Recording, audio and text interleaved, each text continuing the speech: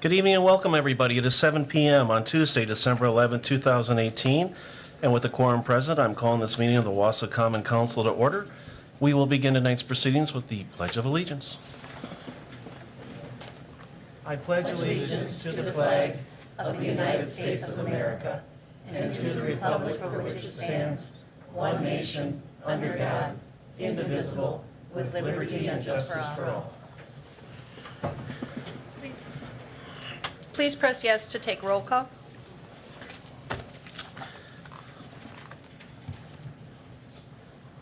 We have 10 members present. And Mr. Nutting is not here. He's ill tonight. So, moving on. We have a presentation night for the Hmong Wausau Festival. And my good friend Yi Lei Zhang is here to present it. Going over our events from this last July. So welcome, Yi. But for the record, if you could state your name and address, please. Sure. My name is Yi Lei Zhang. I am not a resident of the city of Wausau, but my address is 4809 Augustine Avenue, Weston, Wisconsin, 50476. Before I start, I just want to invite my other committee members. Can you guys hear me? Is it loud? Okay. Oh, okay. I just want to invite my other committee members to join me up here. John Zhang, who is the vice chair of the Hmong Wausau Festival. Fong Mo, who is now the vice chair of entertainment for the Hmong Wausau Festival, and Si Zhang, the program manager for the Hmong Wausau Festival as well. So first and foremost, Mayor Robert Milkey, President Rasmussen, members of the City Council, and department heads and the viewing audience. It is definitely a pleasure to be able to be here today to present about the Hmong Wausau Festival to each and every single one of you. I know that the City of Wausau has always been a huge supporter of the Hmong Wausau Festival, so I just want to say thank you on behalf of the local clan leaders and on behalf of the Hmong American Center. We thank you for that. But before I even go into more details explaining about the Hmong Wausau Festival, I felt the need to show you guys what the Hmong Wausau Festival is like. So we have a short slide video for everybody to see first.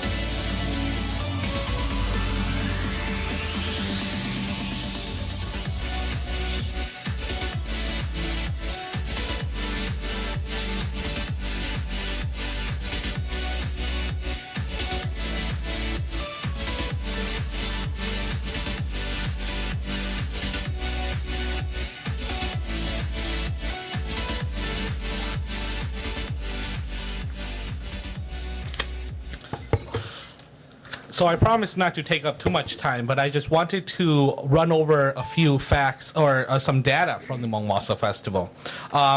During the Hmong Wausau Festival, it was held on July 28th and 29th of 2018. We were expecting to get about 10,000 individuals, but unfortunately we didn't get that number, and I'll go exactly into why we didn't get that number. You still did very well. Thank you. We really appreciate that. We had over 8,000 attendees, over 1,000 competitors, and hundreds of vendors from all across the country. We had dance groups that came all the way from Colorado to compete here, and we had teams come from all the way from California to compete during our festival as well. Just some facts, some data that was collected by the Convention and Visitors Bureau and the Department of Tourism. The hotel rooms, in 2017, we booked a total of 1,376. In 2018, we have 2,100 hotel rooms booked. That was a 52.6% increase. Hotel revenue, 2016, was $121,294. In 2018, it was a $212,247. That was a 75% increase. As regard to economic impact, in 2017, it was a $1.03 million economic impact. In 2018, it was $1,775,965. That was a 71% increase in one weekend. So that was some of the data that we wanted to share a little bit to the City Council, obviously, and also those that are listening. Some of the additions that we decided to add this year was obviously senior soccer. It was for anybody that was 40 years and older. Not necessarily seniors, but that's what they call it. I never called it that way. But, in addition to that, we collaborated with the Badger States game, which made us different than any other Hmong festival in the country. There was no such collaboration with any other Hmong festival in the entire country here, so that made us unique and different. In addition, we also put together a night market, which was also unique and different than any other festival across the country here. When I say festival, I'm talking about the Southeast Asian or Hmong festivals specifically. In addition, last year in 2017, there were some feedbacks about the layout of the parks, because we had vendors down in Curling Way. We took the advice of a lot of the attendees and moved all the vendors to the south parking lot at the park, and that was widely accepted by many of the attendees. In addition, we were the only Hmong festival to provide a golf cart shuttle service to the attendees that were there. So individuals who were elderly or who had some sort of disability or some sort of needs, they were able to get that assistance and transport them from one place to the other, and that was heavily used. We didn't expect it to be that busy, so it was really remarkable. But just to run over some of the challenges and obstacles that the Hmong Wausau Festival experienced, obviously. Number one was parking. Parking was a very difficult problem for us to deal with because there was not enough parking on site for the attendees. Plus, we wanted to keep the Curling Way as clear as possible in case of any emergency that should occur. Second was obviously, like I mentioned before, the golf cart shuttle services. That was heavily used, so then oftentimes individuals who really needed it were not able to get that services that was needed. So the plan next year is obviously to get more golf carts to be able to handle the situation. But one thing I also want to acknowledge was the safety and security of all the attendees that were at the festival. The largest festival in the country is the International Freedom Festival that's held in the Twin Cities. During that festival, there's as much as 30,000 to even 50,000 individuals that attend that festival in the weekend. Unfortunately, this past year, there was a shooting that occurred that ended up resulting in the loss of an individual. Unfortunately, this event happened just a couple weeks prior to our event, and this deterred a lot of individuals from coming to join our event. We went through almost a 75% turnover in competition judges. We had vendors who did no shows because they were worried that something may happen. But I do want to say a huge thank you to the Wausau Police Department, specifically to Chief Benjamin Bliven, Captain Todd Baton, and all the officers there who made safety possible. They jumped right on as soon as I sent them an email, and they jumped right on, came up with a plan of action, and we were able to ensure the safety of everybody that was involved there. So I just want to say a huge thank you to them and acknowledge them for that as well. So obviously talking about some more fun things, what can we do next year that will make us, what are some plans for next year? This past year we also did some street performances, having magicians, etc., on the streets that kind of made it a little, in the vendor alley, and this really was widely accepted by the Hmong community. They really enjoyed that. So our plan is this year is to bring more diverse acts on the vendor alleys to just kind of attract people, whether it's juggling or whether it's magicians or musicians, but having them on the vendor alley to kind of create a festivity feeling to the festival, because during the festival there's obviously sports and competitions, but everybody is also there for fun and entertainment. We're planning to create more dance groups, obviously dance categories for younger dance groups to be able to have the opportunity to compete, because we've realized that there has been a market for these, I hate to call it a market, but a market for these individuals to compete. And oftentimes in festivals throughout the entire country, there's only one dance division, and you have these younger individuals who have never really had that experience compete against these dance groups that have been dancing for 10 plus years.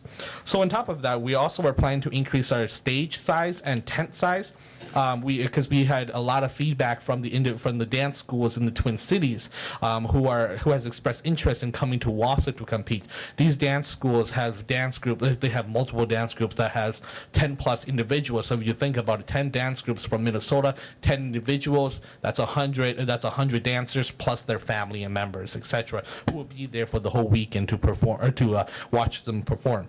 In addition, we are obviously considering adding the top spinning or Thulu competition that has been recommended by our attendees, and we are also trying to encourage a more wide variety of ethnic vendors, whether it's Hispanic food, Indian food, or whatever. We are trying to branch ourselves and have more variety of food vendors there available.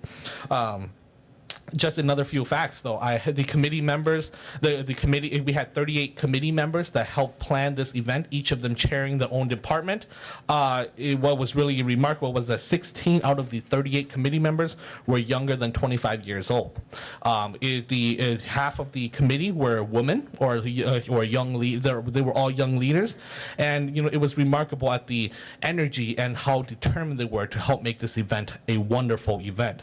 So in conclusion, I just want to say a big thank you to Mayor Bob Milky for assisting us with the grant process, along with Finance Director Grote for the assistance through this. Because of the grant that we received from the tourist or the room tax fund, we were able to help. We leveraged that fund and used that to match a $16,000 grant from the state of Wisconsin Department of Tourism, which was only possible obviously because of that grant from you guys. In addition, I just want to say a huge thank you to the City County Parks Department. They were wonderful. So it just Bob Stevens, along with all his crew, they were wonderful in helping making this event occur. And again, I just want to say a huge thank you to Chief Bliven and his crew for helping us with safety and concerns. So if there's any questions, I would be more than willing to entertain those questions. Well, first of all, and I tell you this every time I see you, I always envy your energy and how you get things done. Your turn is coming, though, at 53. But in all seriousness, this is a very important event. It's one that the city fully supports. But again, what I enjoyed, I spent the majority of the weekend down there back in July, and it was a perfect weather. A little hot, but we'll take that compared to what we have right now.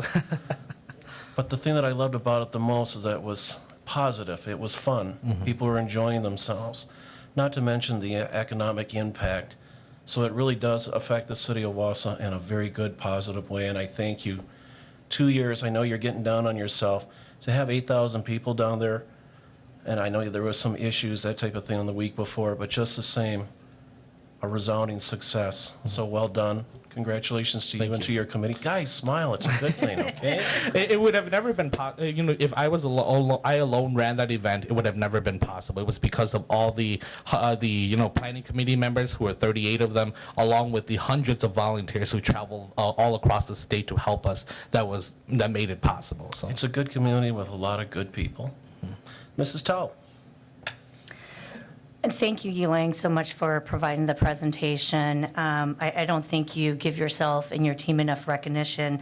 I just want to share that in your second year of the inception of this festival, I would like everyone to understand that this is one of the second largest festival that's led by a Hmong nonprofit organization.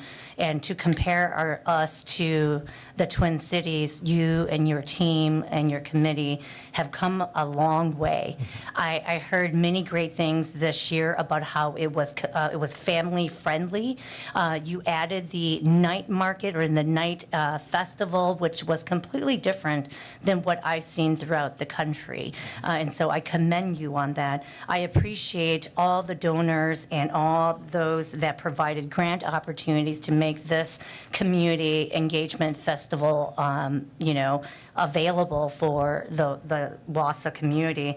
I also want to share that not only just the economic impact, but the economy of scale of what you've done through your leadership to really grow what festivals can really do to bring enriched culture to an entire community. So thank you very much on that. I do share the same concerns about parking. I guess I'm one of those privileged, people who get a VIP sticker, and I really don't get to see where everyone's parking. But I actually got the opportunity to go over to the southeast side, and I remember I was so terrified because the southeast, community was complaining about Balloon Rally and Rid Fest and about the parking situation there. And when I got the opportunity to drive by, because my church is actually over there at Pilgrim Lutheran Church, I was so amazed by how many cars were parked over there, but I was terrified at what the Southeast community would say on their Facebook page about all the parking. So I would hope that in the future, in 2019, when your team puts this together, that you collaborate with our Metro Transit to see if we can provide some kind of relief and opportunity like what we've done with the Balloon Rally. That would be an opportunity to look into. I want to talk about the room tax grant opportunity that the city of Wausau has provided for your organization. Very appreciative. I hope that that continues, and I hope that that continues to grow, because it looks like this festival is here to stay, and it's a great thing. And just thank you very much for all that you do and everyone else. I do also want to share that before this festival started, I'm not part of Yilang's committee, but I did have some concerns as a council member, and I reached out to Chief Bliven because I was there in the Twin Cities when the shots were fired and a young individual was gunned down. My children were actually in the area buying stuff, and you wouldn't think like things like that would happen, and it really sent alarms. And I emailed Chief Bliven right away. He said, you know what, we have already had discussions with Yilang. We have a tactical plan in place. Security shouldn't be a concern. So thank you so much for the city staff, the Wausau PD, the Sheriff Department, those that are involved in providing the safety for citizens and those that attended. So thank you so much, Chief Bliven and your team. And I just want to add one more thing that something I don't see often at Hmong festivals is that healthcare systems partnering up with some of our organizations. I saw Ascension Health Systems there providing first aid for both days, knowing that in July and August are our hottest days, and where athletes can be dehydrated or attendees may not be able to handle the heat. And thank you so much for them for partnering with the Hmong American Center for that great service to the community. Thank you. Mr. Peckham. Thank you. I would just, as the alderman for the west of Grand Avenue Aldermanic District, I'm pleased to say that the number of parking complaints and complaints about the additional activity totaled 0. Well, thank you. Yeah. Well, I just want to say thank you for the continuous support. Well done to all of you. Congratulations. Looking forward to 2019. Thank you.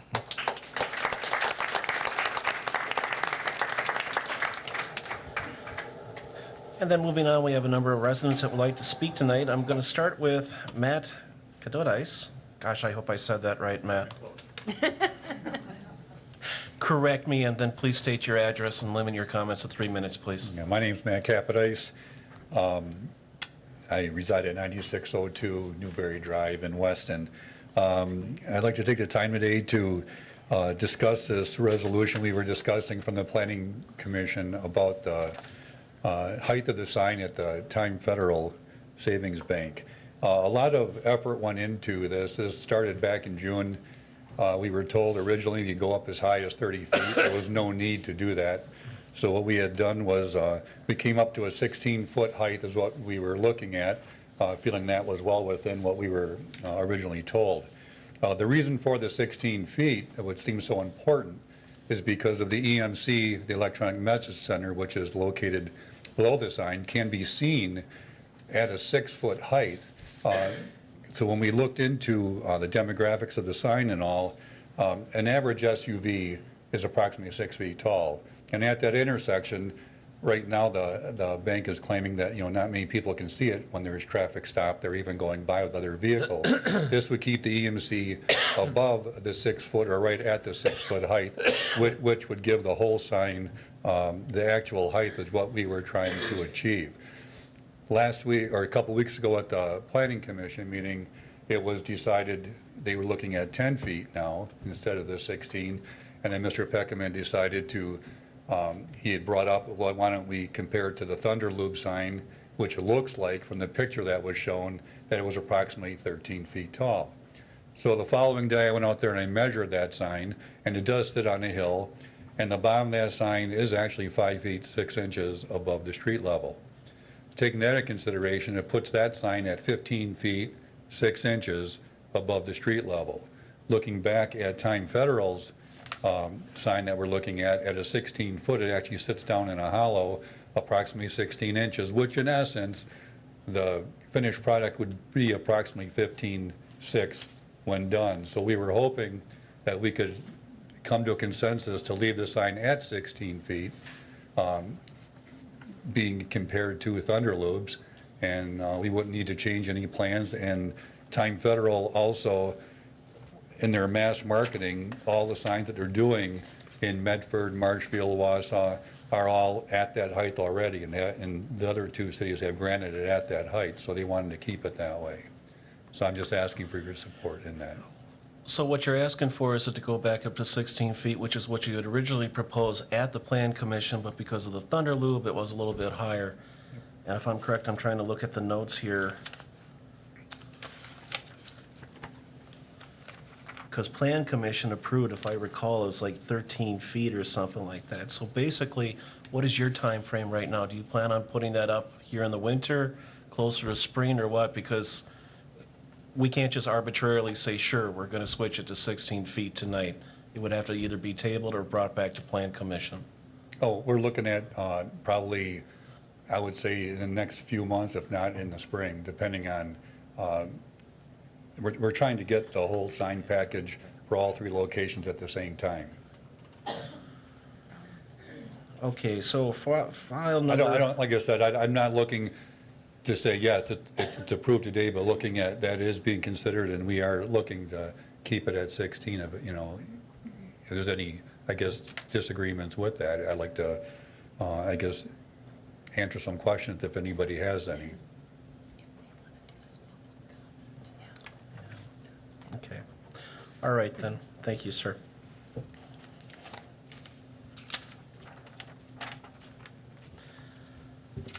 And next up, Jessica Sharkey, please.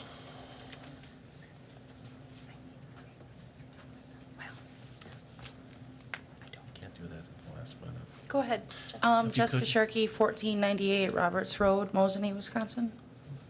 I'm just appealing my bartending license. I got denied, and I was really hoping to get this. So, no, I understand I accidentally lied when I was applying, but it was an honest mistake, and I didn't mean to do it on purpose. And Did you come and speak before the Public Health and Safety? yes, Okay. Anything else you want to add as far as for council consideration? that's pretty much it. Okay.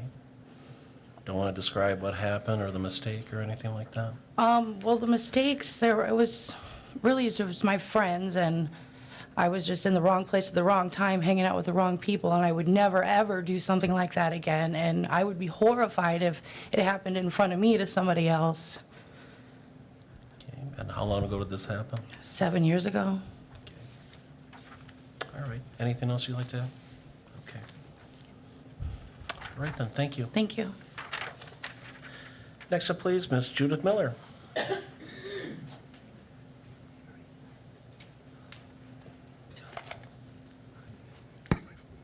Good evening. Good evening. I'm Judith Miller of 903 Kickbush Street, Wausau, and I'm here representing Citizens for a Clean Wausau. I'm here to ask the city, to ask this council, to authorize more soil testing in Riverside Park and the Thomas Street Road reconstruction area. The evidence of levels of contamination that exceed Wisconsin DNR standards has been provided to you, and the statement of Dr. Stephen Lester, lead toxicologist, on the Love Canal contamination has been read into the council record.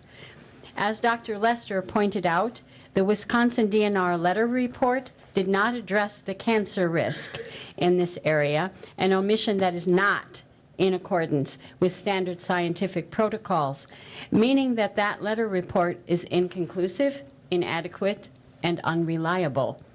The risk of a cancer diagnosis is the single greatest and most lethal risk of exposure to dioxins of any kind.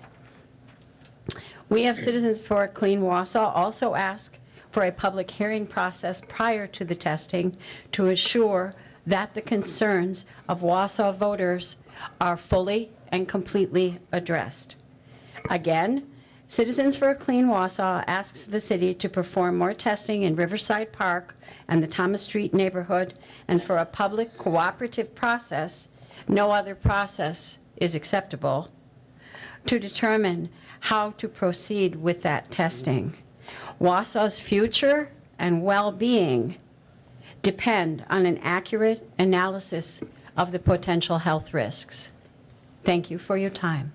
Thank you. Mr. Jerry Buer.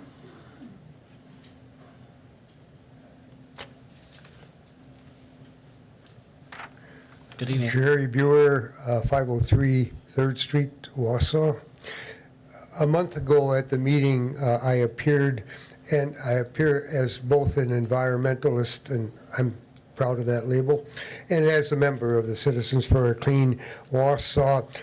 First of all, I'd like to say we're pleased that since that meeting, several of you on the council have indicated heightened awareness and interest in the pollution issues that are there and are ongoing, and we appreciate that. Secondly, we're pleased that these pollution issues are being discussed more widely now in the broader media in the community, which means that there are good signs of more community involvement. For my training, I am a professional, retired sociologist, and when I taught sociology, quite often I taught a course in social problems, and it's interesting that there are a number of very, very common social problems that fall into a course like that, but through time, new problems arise. And one of the things that happens there is that a social problem takes on kind of an evolutionary life. A few people are aware of it, more people become aware of it, and it's a problem, but it's not a problem until a social problem until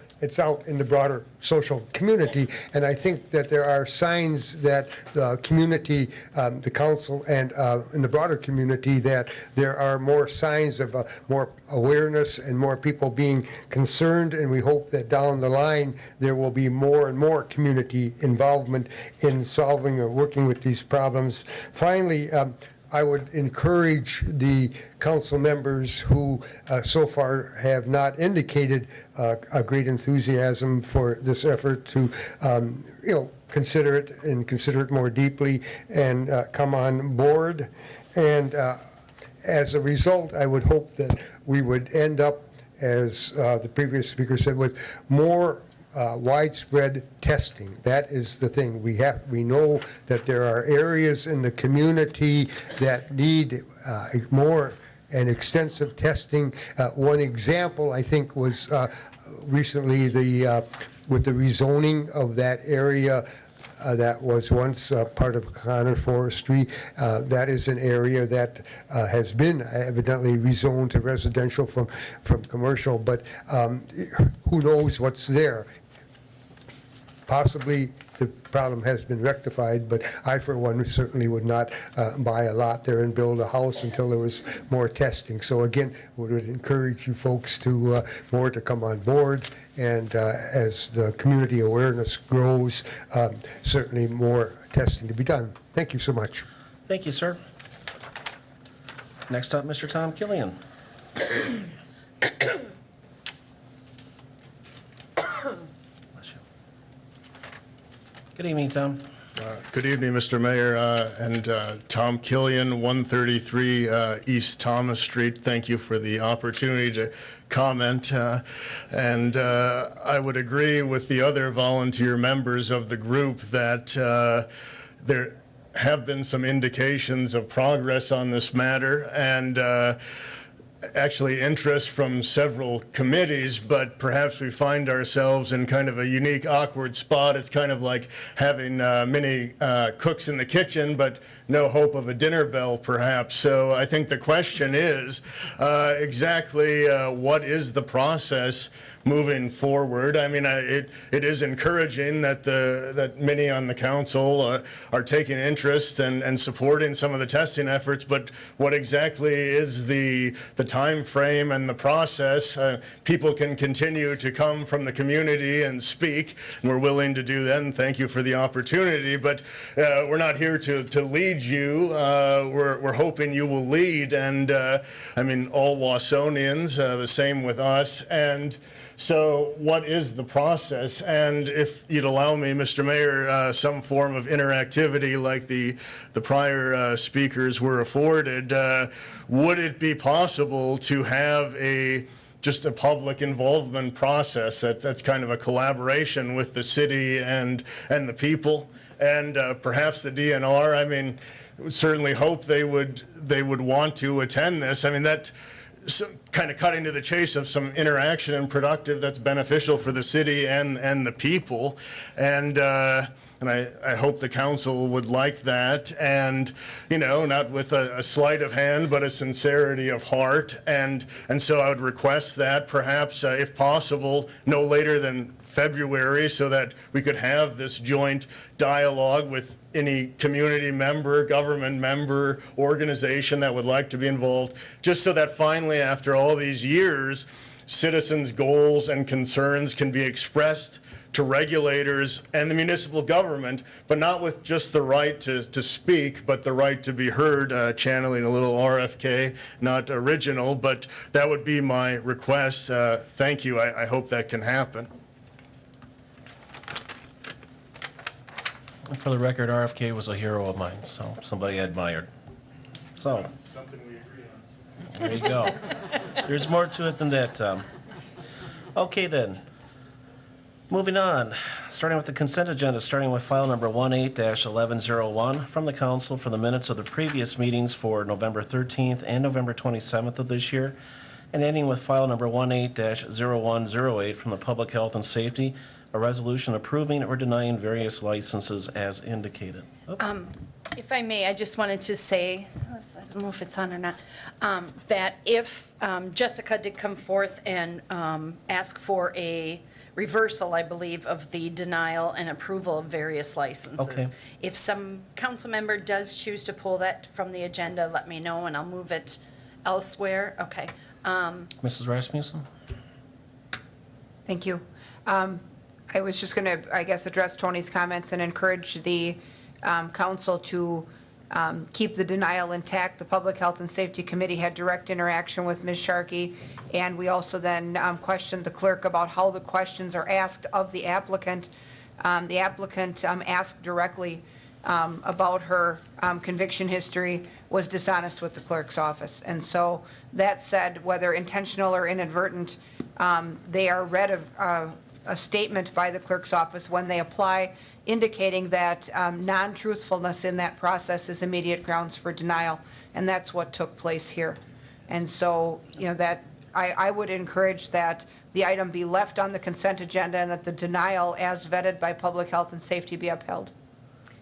I think someone over here asked to have it pulled, is that correct? That is correct. Okay, so we're going to vote, if I may, on the council agenda, but we are going to remove the item for the public health and safety approving or denying the various license. So with that, you could ask for first and a second motion and a second. Okay, is there a motion as far as to keep this, to remove it? No, it's already been removed. So this Okay. would be the consent agenda to vote on This is without where it the always license gets tricky. on there. Okay, I would move to approve the rest of the package. all right, fair enough. Do I have a second to approve the rest of the package? Second by Mr. Gisselman, so file 181101, ending with file number 181205. You may begin voting.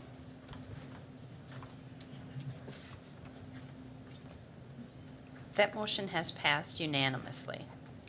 Now we can go forth to the licensing item, if the computer will assist. And then for that, we can take a first motion and a second also. This would be for the licensing item that was removed from consent. Motion by Smith, second by Tao. Mrs. Rasmussen? And just for clarification, then, is that resolution worded in the positive or in the negative? So if we wish to uphold the denial, we need to know how to vote. Correct. The recommendation is to continue, or to deny Ms. Sharkey's application for a license. So if it's in the positive, it would continue on with that recommendation from Public Health and Safety. If somebody wants to, I gotta think about this, they'd have to make a motion, I believe, to deny, or excuse me, vote on her separately from the entire package of the license, because there's multiple in there. So, So if their motivation is to uphold the denial, they would vote yes on the resolution as written. as written, that is correct. Okay. I It have- seems backwards, so I wanted to Well, clarify. and, yeah, because the resolution's written to approve or deny as presented. If we're pulling Ms. Sharkey's off separately, then I think I would need an amendment to that resolution. Okay, Does that make sense? it does. Okay, all of the items on this resolution are a package. All the licensed taxi cab drivers, bartenders, everything else is all one package. So there's multiple in here. So if you choose not to do anything different, we would pass this resolution as listed based on the recommendation of Public Health and Safety. If someone would like to make a change to Ms. Sharkey's application, because right now it's set for a denial, then you would make a motion to amend this resolution. I was going to say adjourn. Not yet. So I will make a motion to amend the current resolution to remove the denial for Mrs. Sharkey. Is that all I need to do? Right, and so then everything we'll else vote would on it. stay the same, and then we'll vote on the The separate amendment issue. separate? Correct. Okay, so you got that, Tony? Mm-hmm. Okay. Get tricky, everybody. After 20 minutes of explaining it. So we have a motion by Ms. Tao. Is there a second to amend the resolution? Mr. Smith? Smith? And, And that is just to exempt Sharkey from the batch. correct. Okay. Or no, not to exempt, to, well, you wanted to reverse it, correct? You have to remove her from the batch and consider her separately, right? Okay, the motion is to remove her from the batch. That is correct. I don't want to put words in your mouth. I thought we removed her earlier. It was the entire license resolution was removed from the consent. So you, if I'm understanding correctly, you made a motion to address her license separately from the license resolution of Public Health and Safety. So we pulled it off of consent. We were going to vote on separately. You're asking to have Ms. Sharkey's item addressed separately from the licensing. Did I explain That is correct. Okay. So the first vote approves the rest of the batch. Okay, The first vote you take approves the rest of the batch, right? And then you take Sharkey as a separate item. Separate item. would you agree with that? I have a first and a second, so you understand? Okay. So this would be to vote on all of the license that are presented in the resolution except for Ms. Sharkey's. I'm sorry about that. Okay. Ms. Tao did the first, Dennis did the second. You may begin voting. Maybe I should have adjourned, huh? That motion is passed unanimously. If I understand correctly now, we are going to vote bring it on back.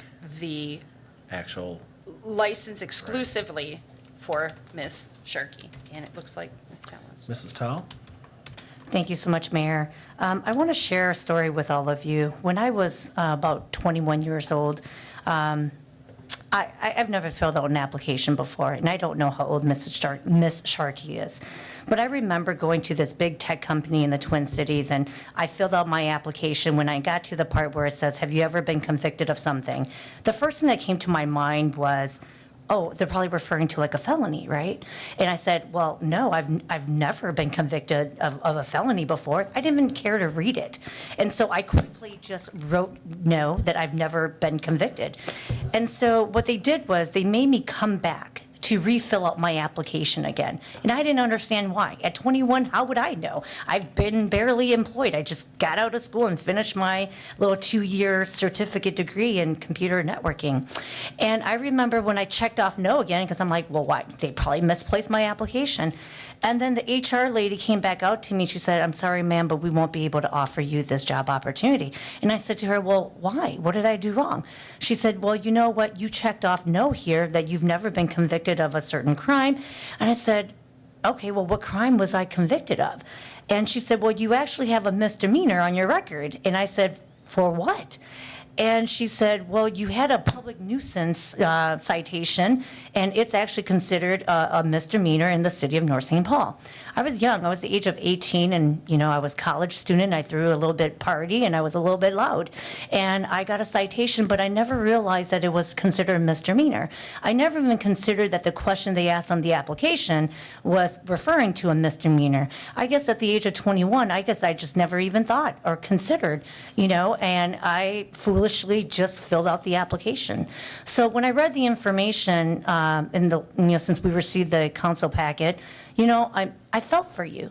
You know, and if this is a person who, the last time they would have received any kind of conviction or any kind of crime or violation was 7 years ago, and looking at the minutes, and Chief Bliven even shared in the minutes that he would approve it, given, you know, how long it's been, but because she made a mistake, an honest mistake, I hope that we can reconsider that, because we want people to continue to stay employed, especially people who are trying to make ends meet and trying to earn a living.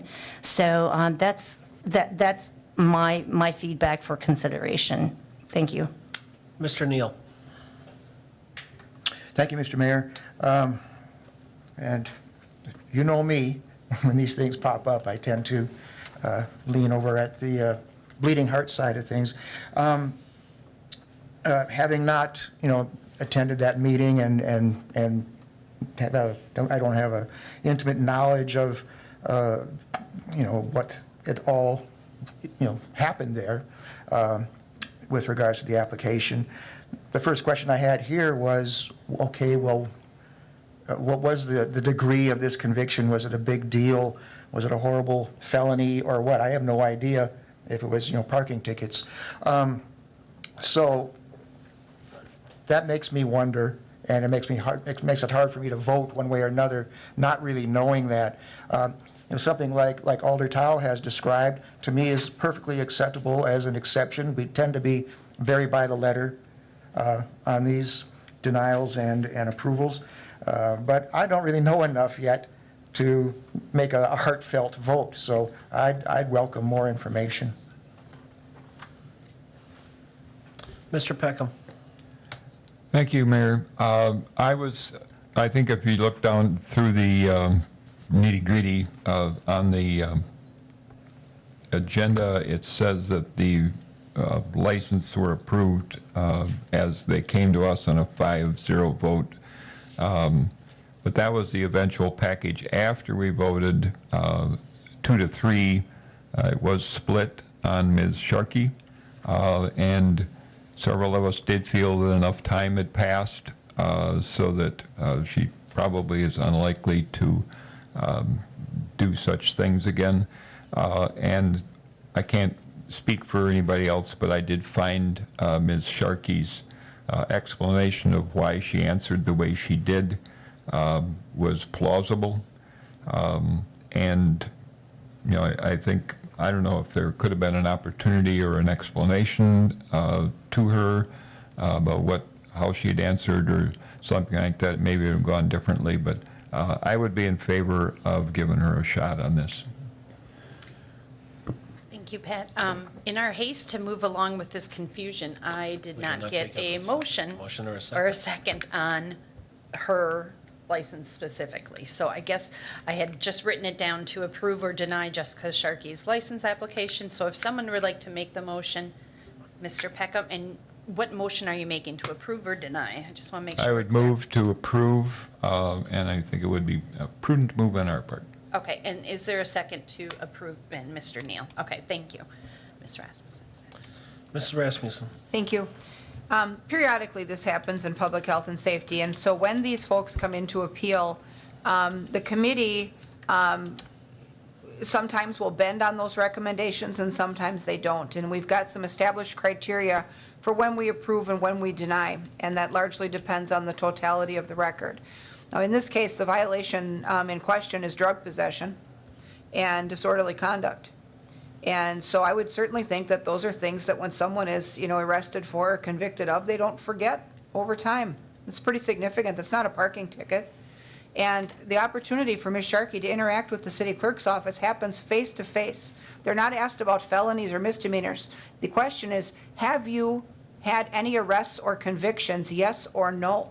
And they're given an opportunity in a face-to-face interaction to interact with the clerk's office in real time. It's not that they filled out an application and turned it in and made assumptions as they were filling it out. They're asked one-on-one, yes or no. And her answer in that setting was not truthful.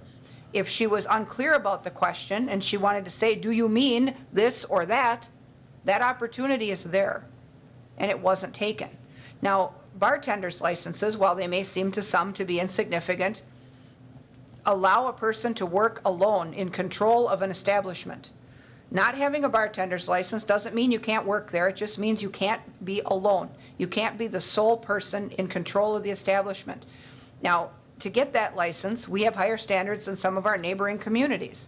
And we expect those people to have a measure of integrity and honesty because they're dealing with patrons, they're dealing with people who may be impaired, and they're dealing with the police sometimes. And we expect that they will interact honestly and in a forthright manner. And, when stuff like that just gets, glossed over and forgotten, I have concerns about what happened there. And so that's why in the committee setting, I voted to uphold the denial, because we tell people on the front end of the application process, if you're honest with us, we'll consider you. If you lie to us, you're all done. And that's what took place here. And so I think we should uphold the denial. And even though sometimes we want to give people a chance and be nice, we can't always do that. Mr. Smith? Thank you, Mr. Mayor. Looking at the record, we've got drug possession. I don't know the extent of the drugs. I'm assuming she didn't have 8 kilos of Peruvian marching dust in the trunk when she was arrested. I imagine she might have had a couple marijuana cigarettes, which is really not going to get you on the front page of the local paper. Secondly, disorderly conduct, and I can tell you this as a police officer, sometimes when you can't think of anything to arrest anybody for, you charge them for DC. I've never did it myself, but I've heard of it being done. So these are not exactly what you would call John Dillinger type offenses. And secondly, people get a little confused. I can't believe that if this individual knew they were going to run a background check, knowing that background check would probably show that she had 2 convictions, 2 minor misdemeanors, that she would then lie, figuring, well, that's really going to make me look stupid because they're going to run a background check anyway, and it's going to come up. I think there was some confusion here. She's not a habitual criminal, and I think that, it's the holiday season and we should give this person a break. I think we should allow her to have her license. Thank you. Mrs. Tao? Thank you. I just want to share that, we talk about our incarceration rates going through the roof, and how do we bring and rehabilitate, these individuals back into our community. And I don't mean to go on a long, I'm trying to preach to the choir here, but I do have some compassion. And I think that most of us on the council have some compassion. And I believe in second chances. And I believe that, 7 years, and for Ms. Sharkey to be able to come up here and address the full council and a group of, community members in the audience and not sure how to tell her story. I really tried to find my way to bring my personal experiences to the table, to really share, her, my sentiments. And so I just want to say that, just remember that people deserve that second opportunity, and it's been a while, and I would agree with, with some of the council members here who have shared, to approve her license. And so thank you very much for giving me the opportunity to speak, but it's really about compassion and forgiveness. Okay, we have a motion by Peckham, second by Neal to approve Jessica Sharkey's license application. You may begin voting.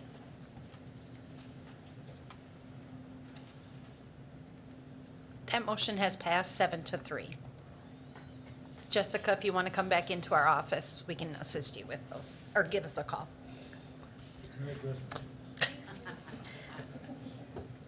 the mayor's appointments. Okay, going on to the resolutions and ordinances, starting with file number 18-1203, the mayor's appointments. We have one, and that's to appoint Claire Meany to the Sustainability, Energy, and Environmental Committee. Her biography is attached for your perusal. Otherwise, it's for a 2-year term expiring in April 30th, 2021. I'll entertain a motion to accept. Motion by Mr. Neal. Do I have a second? By Mr. Smith. Begin voting, please. Motion passed unanimously. File number 02-1005, a resolution of the Finance Committee approving the acquisition of 237 East Thomas Street. Committee action approved 4-0. The fiscal impact will be $67,500. I'll entertain a motion to approve. Motion by Mrs. Rasmussen. Do I have a second? By Ms. Herbst. Karen, she beat you by a second. Begin voting, please. That motion has passed 7-3. File number 18-1111, a resolution of the Human Resources Committee approving the social media policy. Committee action approved 5-0. The fiscal impact is none. Entertain motion to accept. Motion by Mr. Neal. Do I have a second? By Mr. Gisselman. Mrs. Tao. So I've read this 6-7 page policy on social media, and I would like to make some recommendations to, I don't know if I'm making an amendment or a recommendation to pull it back for further review. When I think about policies, I think about who's going to enforce.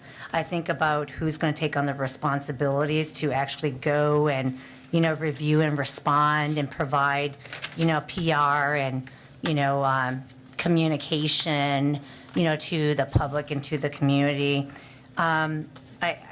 I looked at the purpose, the first page, and then the second page where, it's the first page where it refers to Wisconsin Statute 19.31 to 39. And then we go to the back of the page and it talks about legal requirements, and it seems like things where, I'm not trying to be disrespectful here, but just seems like it was pasted on. I have some concerns about how we talked this policy towards local elected officials, and then we talk about city staff. But then on the second or third page, it says, well, this provision is not enforceable or something like that to local elected officials. It just seems like it's all over the place, and I would have loved to seen maybe 2 separate policies. If we're going to enforce this upon city employee and staff and local elected officials, it would have been nice to have it separated, because I get confused when I get midway and the provision states that it doesn't apply to local elected officials. Are you saying just that section in that page, or are you referring to the entire policy? It's very confusing, and I just think it needs some more work. I did talk to Dean Dietrich tonight a little bit about the social media policy. He hasn't seen it. I've read it a couple of times, and it was still a little all over the place for me, not very clear. You know, we talked about things about encouraging, dialogue between like one elder person and another one, as long as you don't have a walking quorum. We talked about things like Mary using her personal social media to have a conversation with another, elected official. And there seems to be discretion that's used in other municipalities. And I'm wondering what's the driving concern on why we are developing a social media policy for, everyone across the spectrum that represents the city of Wausau. I've talked to other county board members over at Marathon County Board. They don't have a policy, and they've been counseled to use discretion. So when I take a look at a 6 to 7 page policy, it concerns me because it's not very clear, is it CCIT, are they going to enforce this? Are they going to scan everyone's personal Facebook page or Twitter feed? Or are we just referring to just those social media sites that are initiated by the city? I mean, there's just so many areas. There's not a lot of case law that really supports what we have in our policy here. And so I would entertain, any kind of feedback to see if we have sought out other legal opinions on our policy. And I apologize for not bringing these questions early on and addressing it here. But I'd love to hear a little bit more. And if we can, consider, I mean, there's a lot of stuff in here. And trying to enforce all the pieces in here, I just don't see how it's laid out on how we're going to do that effectively. So thank you. Mr. Peckham. Thank you, Mr. Mayor. With your permission, I would ask if any of the members of the Human Resources Committee, after reviewing the public input that we received on this, if they had any suggestions or any other, any of the points that the citizen made, if anybody's interested in picking up on any of those. I have one, but I wanted to hear from committee members. Anybody? Anybody from the HR committee want to chime in? Are you on HR? Or I'm on HR, but Ms. Rasmussen is, her light was up. If Tom Were needs you to interested respond in to Pat, that's responding fine. to I'll that? yield to Tom. Okay. No, You got it. I have a separate comment. I was Okay. about to say she's not on HR, so. Okay. Well, You're out. it is, there is a need for a policy. We see it, more and more that there is case law, there is standard procedures that are emerging as it relates to official government type communications, their accessibility through open records, that sort of thing. And that does translate over to elected officials. If, like me, I have a Facebook page that is, under my alderman, position. And that is, fully affected by a need for policy. I ran into something a few months ago where I thought I had a troll, and I kind of booted him off my page. And then that became a subject of discussion that you really can't. I can't do that. And I booted him right back on the page. My personal Facebook page is another thing, 'cause I don't talk city stuff, I don't talk government stuff there. Local government stuff. I might talk other government, but not local stuff. So there is a need. This policy, much like what we do like with handbook, it's an organic instrument that can be addressed and changed ad nauseum throughout the year when needs arise, when things change in social media issues these days and whatnot, where anything can be looked at and addressed and changed. So this is not like a statute, if you will, that we have to jump through hoops. It's the kind of thing we can look at week to week and alter. But I think there is a need for a policy to just help define what people, what is expected of them and what they can run into in terms of difficulties. So I'm for having the policy. I'm comfortable voting for this, knowing full well that It's going to be next month changed. we Yep. could be changing it. Technology is changing all the time. Thank you. Mrs. Rasmussen? Thank you. This product, I believe, is the result of nearly a year of work that's been happening between the departments, the city attorney's office, and CCITC, recognizing that there are liabilities and legal obligations that can be created by the use of social media. And, you know, obviously, it's a necessary tool, but it comes with a distinct set of liabilities and responsibilities when it's used to speak on behalf of the city. That said, with regard to the question of managing the employees' behavior versus elected officials, we learned a valuable lesson in this council chamber a few years ago in that HR handbook policies do not apply to public officials, and their First Amendment right of free speech has got to be protected. That's why elected officials are exempt from stuff like this. We can manage through policy the behavior and the conduct of our employees. We cannot manage the behavior and the conduct of elected officials the same way. And so the fact that we would be exempt from this policy makes sense, but what I'd like to do is have the city attorney talk to us a little bit about how this discussion has evolved, because I know she's been working with the departments and with IT to create this policy. And, you know, separate from that, you know, any outside legal review or outside legal advice needs to be sourced by the city attorney and paid for by the city. And, you know, that said, the way our policy reads, only she can undertake that process to engage an outside counsel in a review or to outside counsel to work for the city on a fee basis. So I wanted to walk us through a little bit, and that's why other attorneys haven't seen this, because she's doing this work in-house for us as part of her normal caseload. So I'd like to hear from her about where she's been on this policy and how we got here. Thank you, Lisa. I think you've covered the greatest deal of it. It was a number of staff, 7 to 10 people, I think, that got together as a team for over a year to put the policy together. In the process, we tried to develop an inventory of the social media sites now maintained by the city or appearing to be sponsored or supported by the city. So that was one of our first concerns was, you know, can some well-meaning employee just go out and set one up or start, you know, a side page, and does it appear that the city is supporting that or acknowledging it as their site? So I agree with Tom, there is a need for one for several different reasons.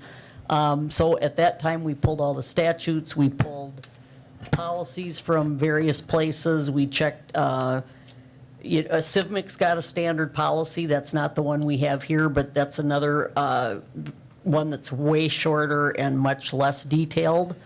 So there's plenty of resources available out there from which to draw pattern policies. So it's not law, it's policy, but we've always had the council approve policies that affect employees. So we put that together. Jerry took a look at it from an IT perspective as well, because I think we have an electronic communications policy which somewhat overlaps with our social media policy. And you're right, the employees would be treated differently than the elected officials, but the social media administrator, as defined in the policy, would be the one to administer the policy. And we would work with HR to provide training to the people administering the sites, the staff administering it as we go along. And we would engage in the acquisition of software to start backing everything up and keep retaining records for open record requests. So that's how we saw this kind of rolling out after it was brought to HR. And you're right, I don't think it's necessary to spend the money on outside legal counsel to look at a 5-page policy when we have so many other samples from other places. Thank you. Mr. Peckham? Thank you, sir. I did take an interest in this to the extent that I asked Ms. Vanderboom, our HR director, to give me some feedback on the content of the citizen input, and she was kind enough to do it, although she was unable to attend tonight's meeting. And she made several good points, including one of her main points was that she would like to see us pass this and start the extended test drive of the policy and see how it goes and change things as, need arises. And I think there's a lot of common sense there. I would, however, like to make a motion to amend the policy to read that the person, as the public input, point number 4, the person with the removed comment should be contacted and notified of the removal. And the reason I think this is important is that I think for a citizen to post on a city website is something like a citizen coming up to speak to us at the council. I can come down here and speak 5 times a night and, don't worry about it. But if a citizen who has never maybe been to a council meeting or something like that, it's a really huge deal for them to come up and state their opinion to us. And I think a similar thing happens if somebody kind of screws up their courage and takes a position on a city website.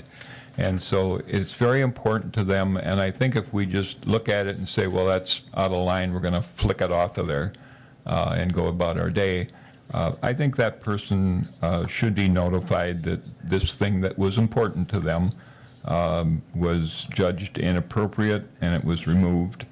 Ms. Vanderboom's concern with that it would spur the original commenter to repost or escalate the inappropriate behavior. I think sometimes we just have to deal with stuff like that, and I don't see that as a reason not to notify them and interact with them as a courtesy to let them know that we've pulled their content. So that would be my motion to add that the person with the removed comment should be contacted and notified of the removal. Is there a second to that amendment? Second that by Mr. Martins. All right, Ms. Mrs. Tao. Oh. We need to have you turn your lights off. Tao and Rasmussen, we can't, unless you have comments on the amendment, I I'm have a sorry. question on the amendment. Okay. Are we sure if we're going to mandate a requirement that the person be notified about the post, that there's a verifiable way to locate and contact that commenter? Because sometimes people will comment or post under assumed names or under false identities. There may not be contact info, so when that person is out there commenting, behind a computer, how do we know that you're always going to track that person down? If they're linked to you on their own Facebook page and, you know who the person is, it's different. But if they're putting up a post on some site, that may be anonymous, how are you going to find that person? I think if you wanted such an amendment, you'd have to word it to say that an effort shall be made or should be made to notify the person, but if that person is not locatable, it really can't be carried through.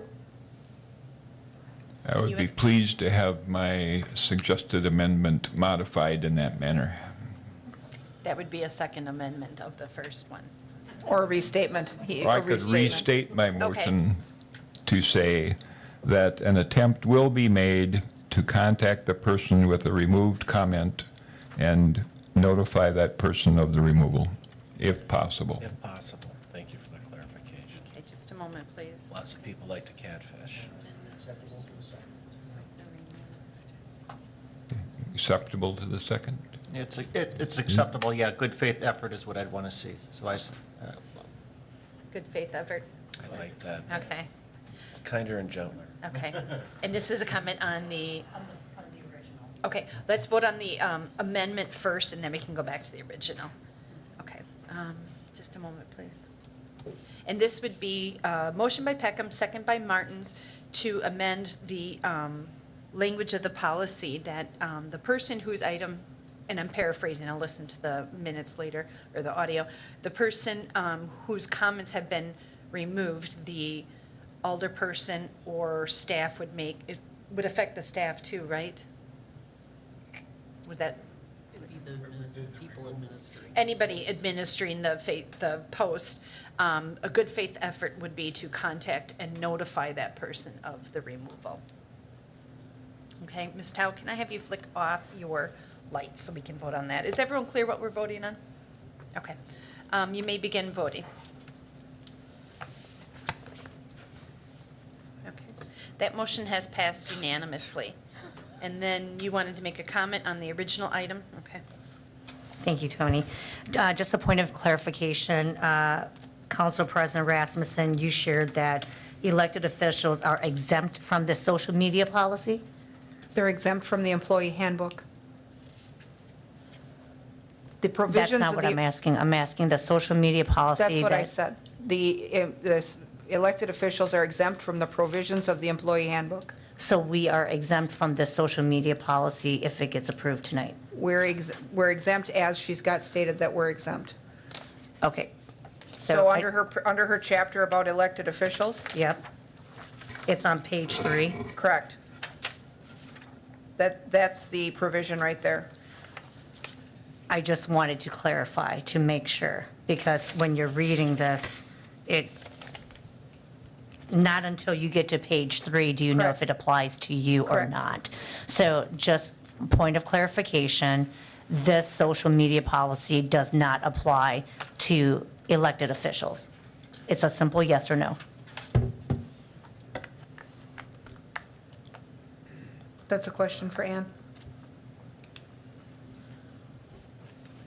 But the distinction in my comment was that the city council can manage the behavior of employees through the provisions of the handbook, but we do not manage the behavior of the council the same way. I didn't imply that we were completely exempt from the provisions of this policy. We'll have to go back and look at that, because I wrote down elected officials are My exempt. reference to the hard lesson we learned was that we at one time tried to treat an elected official as an employee using the same type of penalty provisions, and we ended up in a very large lawsuit. So that's the extent of my comment, was that we've learned a lot, and that we don't manage our council the same way we manage our workforce. So my question is for our city attorney, does the social media policy apply to local elected officials?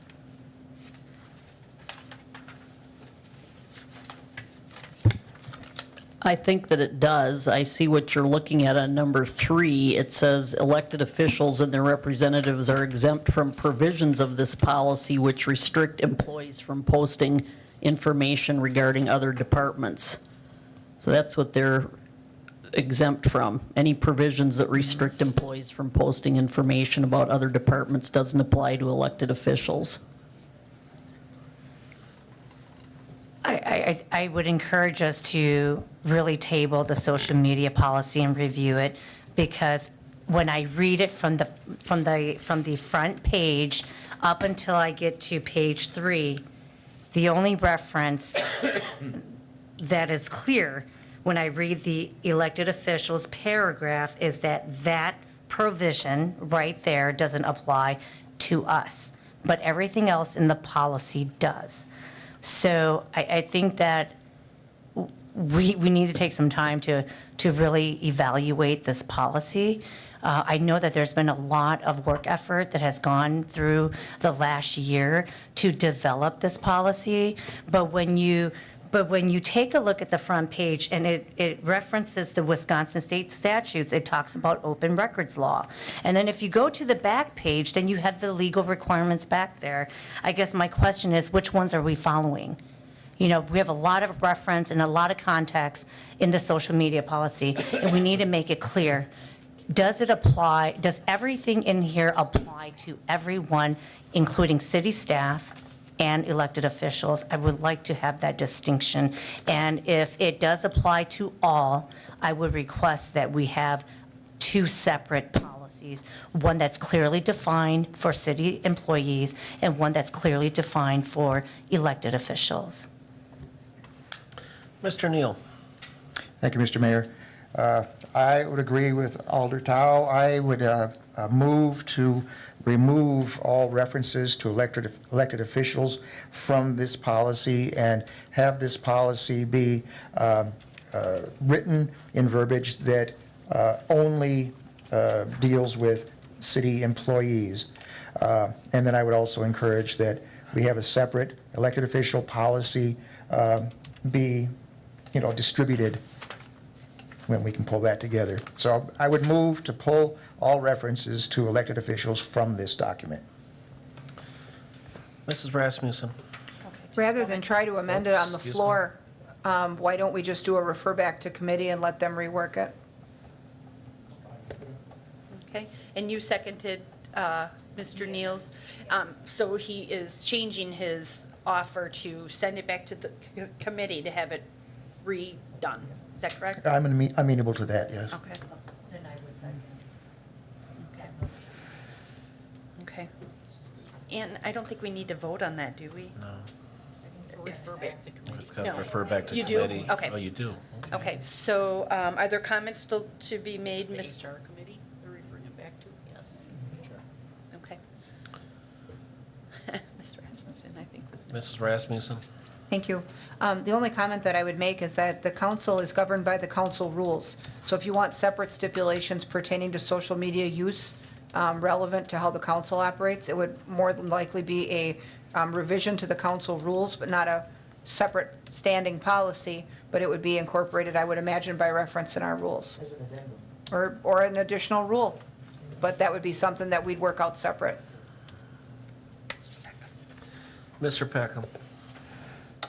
Thank you again. I have a point and a question. I think the part of the confusion that we're encountering is that in drafting this policy, I think the drafters wanted to make sure that we understood that we were, as elected officials, still subject to the open records law and, doing all that correctly and above board. But I don't think it would hurt a thing to have it gone through and pull that out. My question is whether when it comes back, it's going to come back as amended. It's going to go back to the committee as amended and come back. I don't think, are you talking about the policy or the resolution? I think this would be a whole The new amendment that we resolution just made on discussing the- notifying the poster, that's going to stick with it. We're not going to have to go down that road again, are we? Correct, I would leave that in. The Very good. amendment? Yeah, the Okay. number 4. Thank you. All right, it looks like everyone is done requesting to speak. So I have a motion by Neal, second by Tao, to refer this item, the policy, excuse me, back to Human Resources Committee to modify the policy, if I'm understanding this correctly, to have two separate policies, one for employees and one for elected officials. Okay. Begin voting, please. That motion has passed unanimously.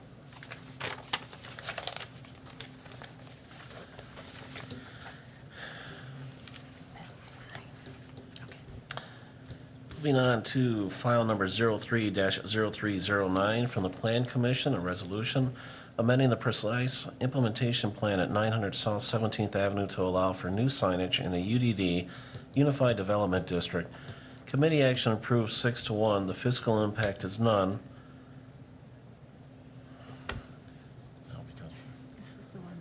This is the one they want to change. So we need a motion and a second. So we need a motion and a second, and then maybe open it up for discussion, so. Motion by Mr. Neal, second by Mr. Peckham. Neal. Mr. Neal. Thank you. So can I make a motion to send this back to plan? Plan Commission, perfect. For the requested additional height? That's what they're gonna have to do, and we could get it on the agenda here yet this month, so. Do I have a second? Second by Mrs. McElhaney?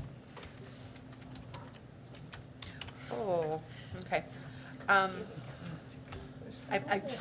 gonna maybe need your assistance All right, here. I'm just gonna go. That, this is an amendment that's on the floor. If anyone is discussing specifically or making comments to the amendment that's before us, to send this item back to committee. It's to send it back It's to. to send it You're back right. to the You are- Plan Commission. You are so absolutely right. I've got 4 of you that want to speak, though. I guess we'll have to let them speak first, and then we'll We'll decide start if we off with send it back to the Mrs. committee or not. Rasmussen. Thank you.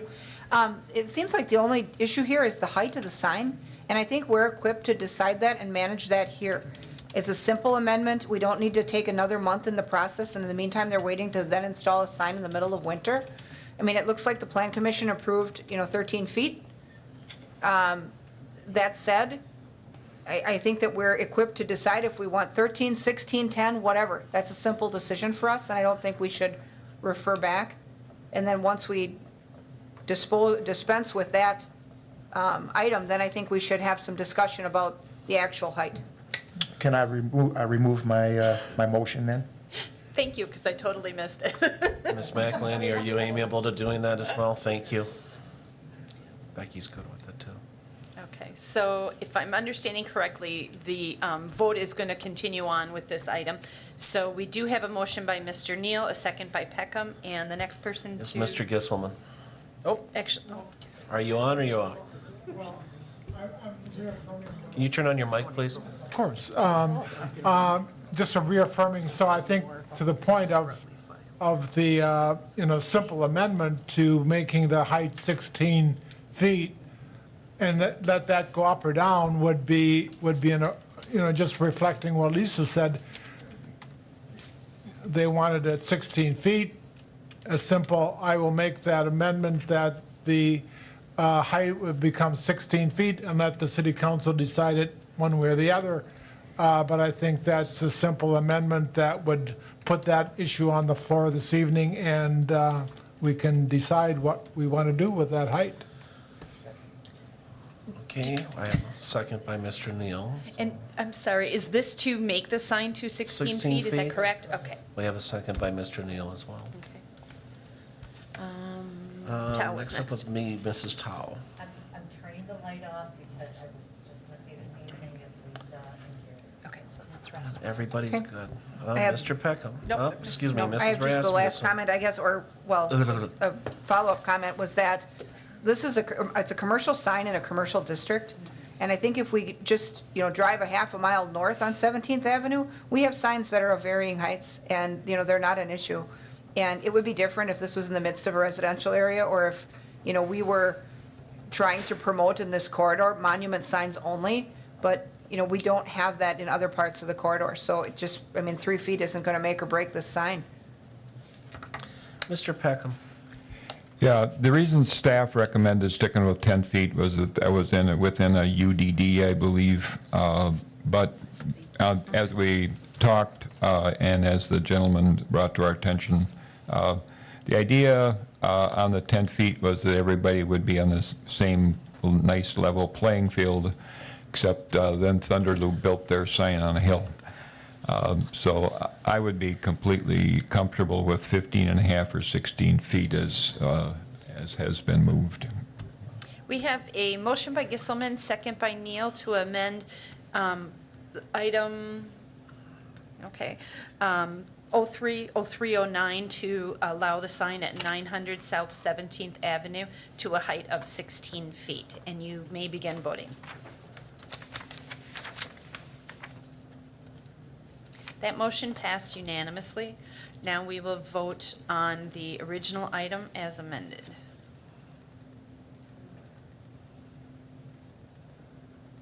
And this was a motion by Neal, second by Peckham, and you may begin voting.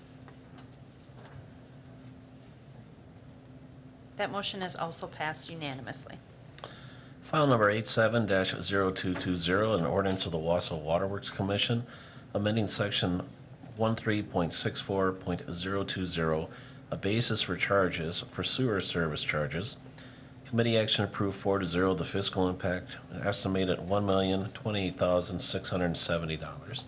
Entertain a motion to approve. Motion by Mr. Neal, second by Ms. Herbst.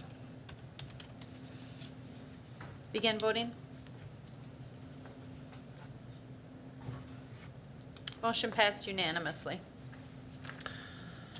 Moving on to suspend the rules, paragraph D1, section D, transmission of committee business to council for the items marked pending committee action. A 2/3 vote is required. Entertain a motion. Not everybody at once. Motion by Mr. Smith. Thank you so much. Merry Christmas to you, sir. Mrs. Rasmussen. Begin voting, please. That motion has passed unanimously. God bless you, married gentlemen. So, moving on to file number 02-1005, a resolution of the Finance Committee approving jurisdictional offer process to the owner of 130 East Thomas Street. Committee action approved 4-0. Fiscal impact will be $65,307. Entertain a motion to accept. Motion by Mrs. Rasmussen, second by Ms. Kelbach. Begin voting. Motion has passed 7-3. I can see us coming up. Here we go. File number 18, this is the addendum. File number 18-1206, a resolution of the Finance Committee approving a master services and purchasing agreement consolidating various contracts now in existence between Axon and the City of Wausau with their police department. Where is that? Yeah, why didn't this happen? We had, oh, yeah, 4-0. Okay, thank you. Committee action approved 4-0. Do you have a fiscal impact? I had it up here when I gave it to Lisa. I don't know where it went, but I don't Okay. remember. I don't have a fiscal impact on this at this time. Unfortunately, I was not here at that part of the meeting. In the committee, Mayor, the we talked committee? about a savings over the extended life of the contract of an estimated amount of $10,000. Thank you for the clarification. I appreciate that. Entertain a motion to accept. Motion by Mr. Neal, second by Mr. Smith. Pretty close there on that side. Begin voting. That motion has passed unanimously. And my apology for that. And now at this time, I'll open it up for anybody in the public that would like to come forward and speak on a matter. Now's your chance. Again, would anybody like to come forward and speak on a matter both for tonight or anything going on? And one more time, anybody like to come forward and speak? And I'll declare that part of the public comment closed. And at this time, before we leave, this is our last council meeting for the year.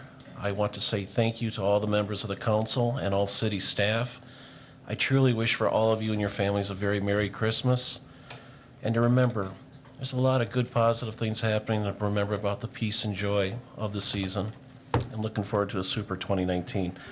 So at this point, I'll entertain a motion to adjourn. Motion by Mr. Peckham, second by Ms. Herbst. I like that enthusiasm. Begin voting, please.